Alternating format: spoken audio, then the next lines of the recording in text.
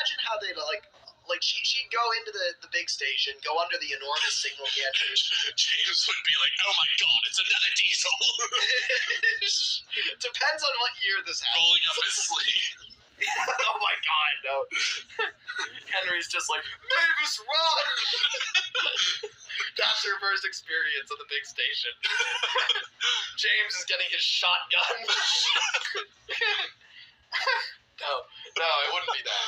It would be interesting, like, if she shows up, she would give some really good gruff to James, right? Like, if James kind of sidles up to her and he's just like, he would do one of two things. He'd either be like, another diesel. You have about 5 minutes to get out of here before I tell everybody about your dastardly presence. Or, alternatively, she'd be like, so we finally have a new yard shunter, Why don't you get to work, darling? And then Mavis is just kind of like, she goes and rolls up her sleeves, too. And she's just like, I'm not here to shunt your trucks, James. I'm actually here to bring in some stone. And she gestures back to the stone trucks, and James is just like, Stone. Well, typical. That's a low tier train. That only the lowest of the low pull stone. They called it the Stone Age for a reason.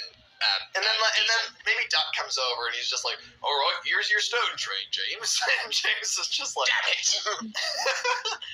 That's not my stone train. It's Edward's stone train. And Edward's over in the other siding, broken down.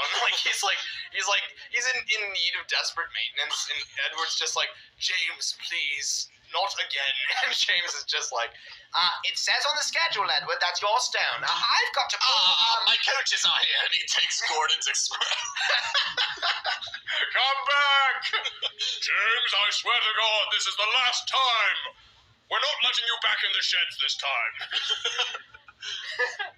But he'd go to great lengths to Mavis would turn things around. So instead of her having to prove herself, instead James is trying to prove himself, right?